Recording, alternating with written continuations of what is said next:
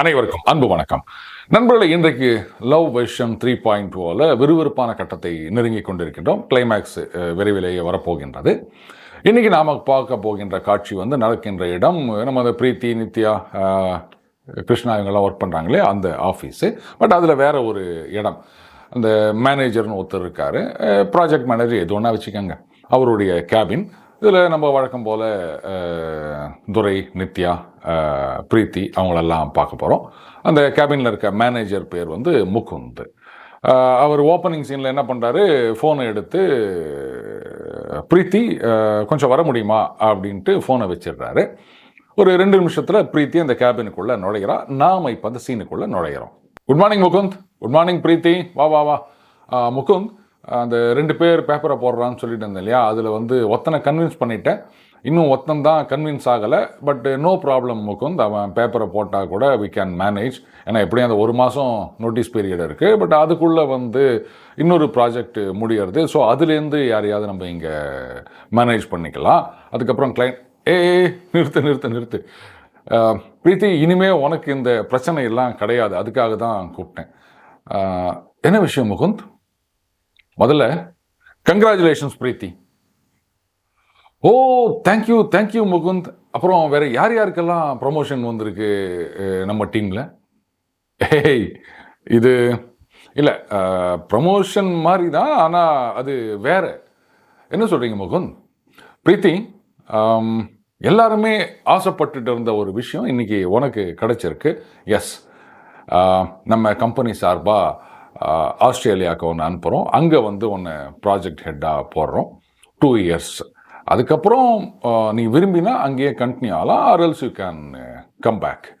பத்தியா, அது 2 வீக்ஸ்க்குள்ளே போயானோ. அதனால் முதல்ல உன்கிட்ட இருக்க ரெஸ்பான்சிபிலிட்டிஸ் எல்லாம் ஹேண்ட் ஓவர் பண்ணிவிடு. அதுக்கப்புறம் 1 வீக் அங்கே போனால் அந்த வின்டர் க்ளோத்திங் அது இது நிறைய பர்ச்சேசிங்லாம் இருக்கும், அதெல்லாம் பார்த்துக்கோ. அட்வான்ஸ் நான் சாங்ஷன் பண்ணிடுறேன், எவ்வளோ வேணுமோ வாங்கிக்கோ. பட் 2 வீக்ஸில் ரெடி ஆகிரு. முகுந்த், திடீர்னு ஆஸ்திரேலியா என்ன பிரீத்தி? நீயும் தானே இதுக்கு ரொம்ப எதிர்பார்த்துருந்த நல்ல ஆப்பர்ச்சுனிட்டி பிரீத்தி. இப்போ என்ன தயங்குற? ஓ, ஏதாவது இந்த மேரேஜ் ப்ரப்போசல்? அதெல்லாம் ஒன்றும் இல்லை முகுந்த். அப்புறம் என்ன, 2 இயர்ஸ் தானே, இங்கே இருக்கிற ஆஸ்திரேலியா தானே, ஜஸ்ட் லைக் தட் போயிட்டு வந்துடலாம். அப்புறம் என்ன முகுந்த், எனக்கு கொஞ்சம் டைம் கிடைக்குமா? ஐயோ பிரீத்தி, நீ பாட்டுக்கு காலவாரி விட்டுறாத. நீ ஒத்துப்ப அப்படின்ற நம்பிக்கையில தான் நான் ஹெட் ஆஃபீஸ்க்கு ரொம்ப கான்ஃபிடென்ட்டாக சொல்லிட்டேன். அதுக்கு என்ன சார், நான் ஆல் ரெடியாக வச்சுருக்கேன், அனுப்பிச்சிடுறேன் அப்படின்ட்டு. இப்போ நீ முடியாது கிடையாதுன்னு சொன்னியானா நான் வேற யாரை? பிரீத்தி ப்ளீஸ். இல்லை முகுந்த், அட்லீஸ்ட் ஒரு 1 டேவாவது எனக்கு டைம் கொடுக்க முடியுமா? சரி, okay, I understand your feelings. But நாளைக்கு பாசிட்டிவாக வா பிரீத்தி அப்படின்றா. பிரீத்தி கேபினை விட்டு வெளில வந்துடுறா. அதுக்கப்புறம் அவளுடைய கியூபிகளுக்கு வரா. அப்படியே ஒரு மாதிரி யோசிச்சுட்டு இருக்கும்போது நித்யா வரா. ஏய், என்னடி விஷயம் கேள்விப்பட்டேன்? சே, நல்ல சான்ஸ். எனியோ என்ஜாய். எப்போ பார்ட்டி கொடுக்குறேன்? இல்லை நித்யா, எனக்கு இது சரி வரும்னு தோணலை. லூஸ் ஆடி, நீ இங்கே எத்தனை பேர் காத்துன்னு தெரியுமா? நமக்கு ஆஸ்திரேலியா சான்ஸ் கிடைக்காதா அப்படின்னு. ஏன்னா தானா வர சான்ஸை நீ வேணான்ற. இல்லை நித்யா, அது நீ நினைக்கிற மாதிரி அவ்வளோ சுலபம் இல்லை. என்னடி இந்த மாதிரி சொல்கிற? இது பாரு, எதுவாக இருந்தாலும் ஒருவேளை நீ போக மாட்டேன் அப்படின்னு சொன்னியானா என்னை கொஞ்சம் மனசில் வச்சுக்கடி, என்னை கொஞ்சம் ரெக்கமெண்ட் பண்ணிடி அப்படின்ட்டு அவள் போயிடுறா. அப்போது பிரீத்தி கொஞ்ச நேரம் யோசிச்சுட்டு ஒரு 10-15 மினிட்ஸ் மறுபடியும் முகுந்த் ரூமில் போகிறா.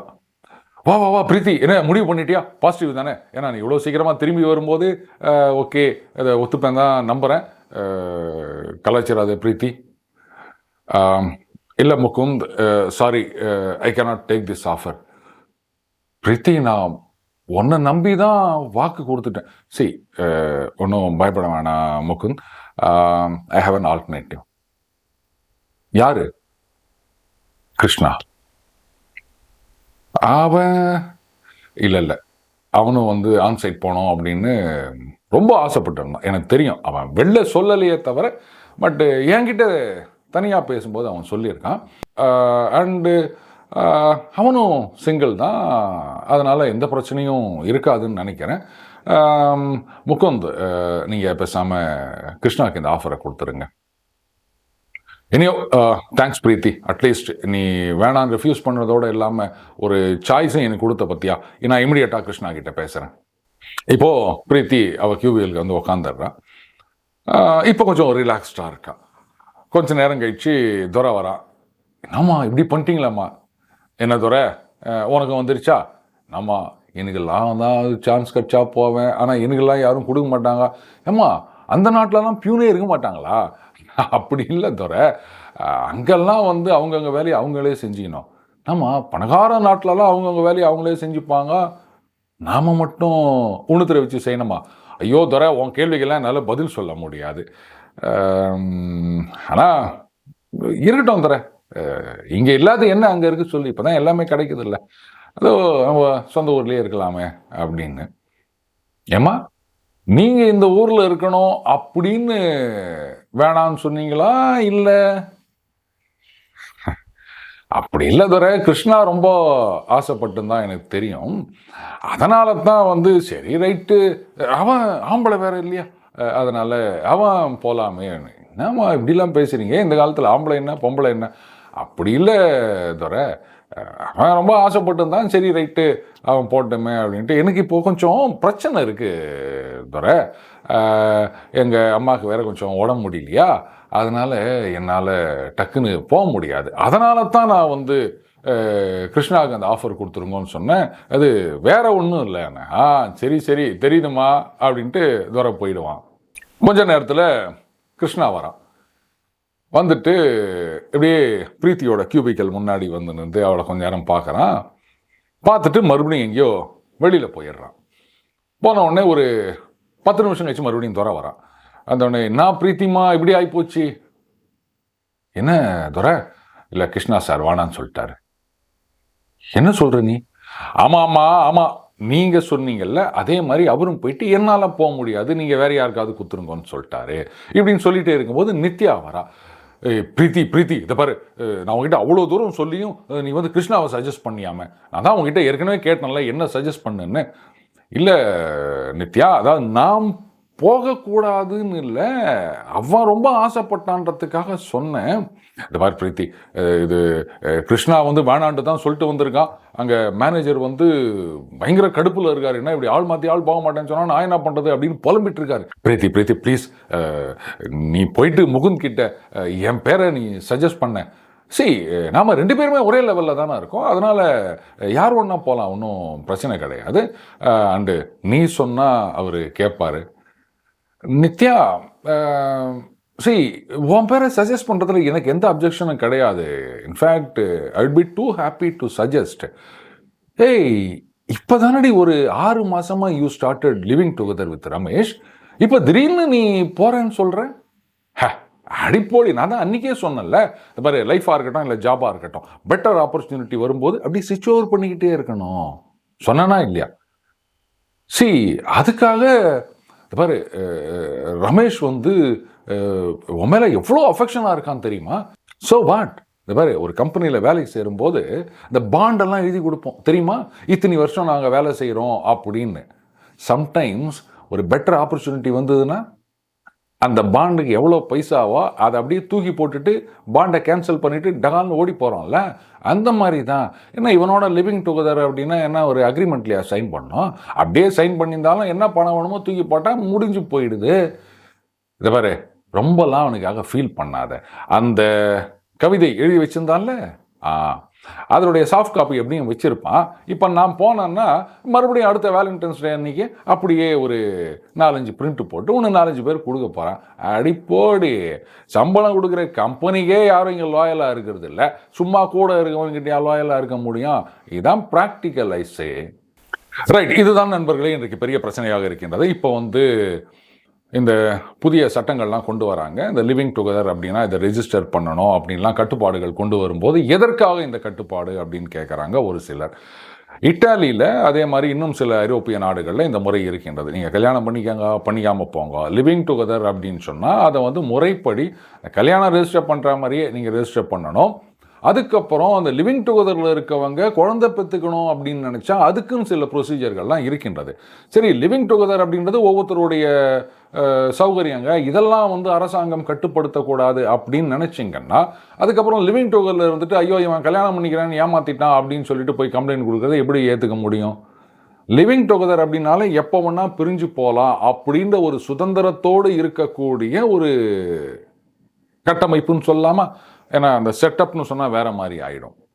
அப்போது அதில் ஒருத்தர் பிரிந்து போகும்போது பெரும்பாலும் ஆண் பிரிந்து போகிறான் அப்படின் போது பெண்கள் கம்ப்ளைண்ட் கொடுக்குறாங்க. ஆனால் பெண் பிரிந்து போகிறாள்னும் போது ஆண்கள் கம்ப்ளைண்ட் கொடுப்பதற்கு சட்டத்தில் எங்கேயும் இடம் இருக்க மாதிரி தெரியலையே. ஒன்று, அரசாங்கமே தலையிடக்கூடாது, இது அவங்க தனி மனித சுதந்திரம் அப்படின்னு நினைச்சாச்சுன்னா அப்புறம் நாளைக்கு லிவிங் டுகெதர்னு சொல்லிட்டு ஏமாத்திட்டார், கல்யாணம் பண்ணி சொல்லிட்டு ஏமாத்திட்டார் அப்படின்லாம் யாரும் போய் சொல்லக்கூடாது.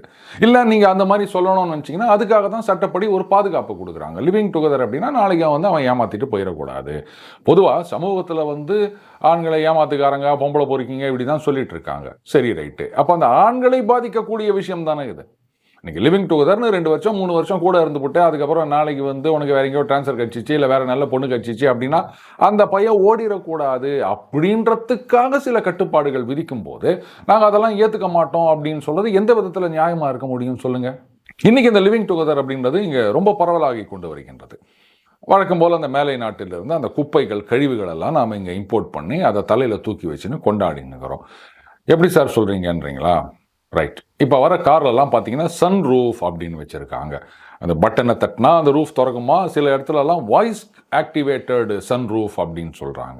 சரி, இந்த சன் ரூஃப் அப்படின்ற கான்செப்ட் வந்து மேலை நாடுகளில் இருக்க கார்லேருந்து அப்படியே காப்பி அடித்த ஒரு விஷயம், இங்கே புதுசாக கண்டுபிடிச்சது கிடையாது. ஏன்னா அங்கே பெரும்பாலான நாடுகளில் பார்த்தீங்கன்னா வெயில் அப்படின்றதே ரொம்ப குறைவாக இருக்கும். ரொம்ப சில நாட்கள் மட்டும்தான் அந்த வெயில் அப்படின்றது வரும். டாப்பே இல்லாமல் காரெல்லாம் கூட ஓட்டிகிட்டு போவாங்க. ஏன்னா ஒன்று, அந்த வெயிலுக்காக காத்து கொண்டிருப்பார்கள். இன்னொன்று, அந்த ஊரில் தூசு தும்பு இருக்காது ரோட்டில். அதனால் நீங்கள் டாப் இல்லாமல் ஓட்டினாலுமே வந்து தூசு படியாது. ஆனால் இங்கே நல்ல குளிர்காலத்திலேயே விண்டோஸை ஏற்றி விட்டுட்டு ஏசியை போட்டு போகிறோம். ஏன்னு கேட்டால் கதவை திறந்து வச்சிங்கன்னா குப்பையெல்லாம் உள்ளே வந்து ஊந்துடும், ஒரே தூசு படிஞ்சிரும் அப்படின்னு. உண்டா இல்லையா? அப்படி இருக்கச்ச அதுவும் சென்னையை பொறுத்த வரைக்கும் இங்கே சம்மர், மோர் சம்மர், மோஸ்ட் சம்மர் இப்படி தான் சொல்லுவாங்க. அப்படி இருக்க ஊரில் சன் ரூஃப் அப்படின்னு அதை திறந்து வச்சுக்கின்னு போக வேண்டிய அவசியம் என்ன? அந்த காருடைய ஸ்ட்ரக்சர் இருக்கு இல்லையா, அதுலேயே வந்து அது ஒரு வீக்னஸை கொண்டு வருது. அதில் வந்து குழந்தைங்களை தலையை வெளில நிற்க வச்சிங்கன்னா அப்படியே பார்த்துக்கின்னு போகுது. ஏன் கண்ணாடி வழியாக பார்த்தா போதாதா? தூசு தும்பெல்லாம் மேலே பட இப்படி தான் பார்த்துக்கின்னு போனோமா? இதெல்லாம் ஒரு வெட்டி வந்தா திமிரு, வேற ஒன்றும் கிடையாது. அத்தியா நாங்கள் எவ்வளோ பெரிய கார் வச்சுக்கிறோம், அந்த கார்லேருந்து தலையை நீட்டிங்கன்னு போகிறோம் பாரு அப்படின்னு. இதுதான் சொன்னேன், வெளிநாட்டிலிருந்து குப்பையை அப்படியே இறக்குமதி பண்ணின்னுக்கிறோம். அவன் எதுக்கு வச்சுன்னுக்கிறான்னு கூட தெரியாமல் நாங்கள் இதை அப்படியே ஃபாலோ பண்ணின்னுக்கிறோம். கரெக்டாக? இதெல்லாம் நம்ம யோசிக்கணும் நண்பர்களே. பட் இதெல்லாம் சொன்னால் உடனே பூமர் அப்படின்வாங்க. அட்லீஸ்ட் நம்ம பசங்களாவது இந்த மாதிரி போகாமல் இருக்கிறதுக்கு நாம் ட்ரை பண்ணணும். சொசைட்டியை நம்மளால் தான் திருத்த முடியாது. நம்ம பசங்களுக்கு சொல்லி கொடுத்து அவங்க இந்த மாதிரி போகாமல் பார்த்துக்கிறது தான் நம்மளால் பண்ண முடிஞ்ச ஒரே ஒரு விஷயம். மீண்டும் அடுத்த பதில் சந்திப்போம். வணக்கம்.